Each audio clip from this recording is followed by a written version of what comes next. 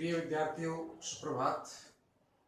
आज हम हिंदी अनुवार्य के अंदर सूरदास रचित भ्रमर गीत पाठ पढ़ने जा रहे हैं। सूरदास जी का जन्म सन 1483 ईस्वी और मृत्यु सन 1563 ईस्वी। इनके द्वारा प्रमुख 3 रचनाएं लिखी गई हैं: सूर सागर, सूर सारावली एवं साहित्य लहरी। ये भक्ति, वात्सल और श्रृंगार के प्रमुख कवि के रूप में माने जाते हैं। हालांकि सूरदास के बारे में एक सूक्ति है, उक्ति कही गई है कि सूर सूर तुलसी शशि उड़गन केशवदास, बाकी सब खड्डोत्सम जहां तहां करे प्रकाश। यानी सूरदास को सूर्य के समान, तुलसी को चंद्रमा के समान और कवि केशव को उड़गन मानी तारों के समान माना है। जब पितु बाकी सब खड्डोत्सम, बाकी और जितने भी कवि हैं वो तो सब एक जुगनू के समान माने गए हैं। यानी कि सूर्य के समान प्रकाश देने वाला अर्थात सबसे श्रेष्ठ कवि यदि हम देखें तो वो है सूरदास। और सूरदास के भ्रमर गीत आज हम पढ़ने जा रहे हैं। भ्रमर गीत में इनका पद है हमारे हरिहारल की लकड़ी। थोड़ा सा भ्रमर गीत के बारे में आपको बता दूं। जब श्री कृष्ण गोकुल को यहाँ से वृंदावन को त्याग करके सीधे जब मथुरा चले गए तो यहाँ गोपियां कृष्ण के विरह में जो व्याकुल रही, उनका प्रेम, अच्छा प्रेम था कृष्ण के प्रति। इधर कृष्ण भी बहुत ज्यादा गोपियों से प्रेम करते थे। तो कृष्ण जब मथुरा अपने शासन संभालने के लिए वहां पहुंचते हैं तो उनका एक दोस्त है जिसका नाम था उद्धव। तो उद्धव ज्ञान मार्गी था, अर्थात ज्ञान को स्थान अधिक देता था और कृष्ण प्रेम का प्रेम रस में डूबे हुए थे।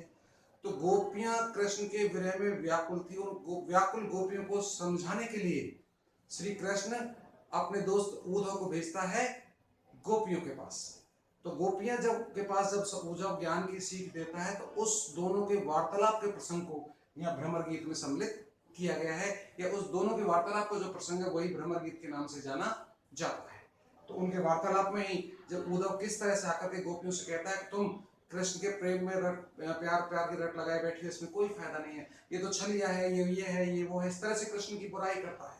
उसके तुम उससे लगे रह करके अपने जीवन को बर्बाद क्यों करती हो, आप ब्रह्म ज्ञान लीजिए। और ब्रह्म ज्ञान की सीख जब देने का प्रयास करता है तो उसके जवाब में गोपियां उद्धव से क्या कहती हैं वही इस इनके भ्रमर गीत के प्रथम पद में यहाँ बताने का प्रयास किया है। देखिए आप पुस्तक में पहला इनका पद है भ्रमर गीत का कि हमारे हरिहारिल की लकड़ी, अर्थात गोपियां कहते हैं हमारे हरि अर्थात हमारे कृष्ण, हारिल की लकड़ी, हारिल पक्षी की लकड़ी की भांति है। क्योंकि हारिल पक्षी जो होता है उस लकड़ी को हमेशा अपने चोंच से पकड़े हुए रहता है, उसको छोड़ता नहीं है। ऐसे हमने भी हमेशा के लिए कृष्ण को पकड़ लिया है, हम उसे छोड़ नहीं सकते। मन बच क्रम में नंद नंदन सो उड़े दृढ़ कर पकड़ी। हम मन से, वचन से और कर्म से नंद नंदन सो, नंद नंदन के साथ अर्थात श्री कृष्ण के साथ जुड़ चुके हैं, अब उसे हम छोड़ नहीं सकते। और आप कहते हो कि आप ब्रह्म ज्ञान की सीख लो या ब्रह्म ज्ञान की उपासना करो, अर्थात हमारे इस बस की बातें संभव नहीं है। जागत सोवत सपने सो तो कान कान जकरी। हम तो जगते हुए, सोते हुए, खाते हुए, नहाते हुए हर वक्त कृष्ण कृष्ण कृष्ण कृष्ण पुकारते रहती हैं। जकरी माने पुकारना, उच्चारण करना, यानी हर समय हमारे मन पर, जिह्वा पर जो है कृष्ण का नाम है, कृष्ण का नाम आता रहता है। यानी हम अपने आप से अलग कृष्ण को नहीं कर सकते। सुनते जोग लगत ऐसोली ज्यों करुई कदरी।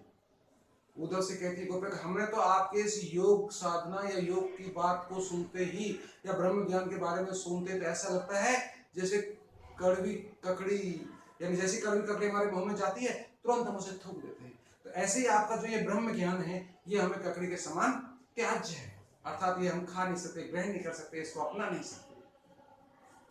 कि सोई व्याधि हमें ले आए देखी सुनी ना करी। ऐसी ही व्याधि को हे उद्धव तुम हमारे पास लेके आए हो जो कभी हमने ना देखी है ना सुनी है। ऐसे इस ब्रह्म ज्ञान को हम कैसे ग्रहण कर सकते, अर्थात नहीं केवल हम श्री कृष्ण के ही प्रेम में जुड़ी हुई है और उनसे ही हमारा स्नेह है। कि यह तो सुर तने दे दिया जिनके मन चक्री।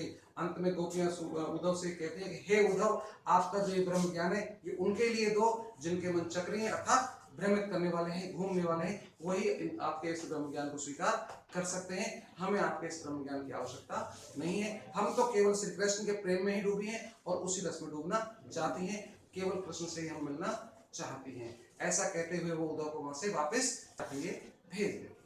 बस इस स्टोरी में यहाँ तक। अगला पद अगली क्लास में लेंगे। धन्यवाद।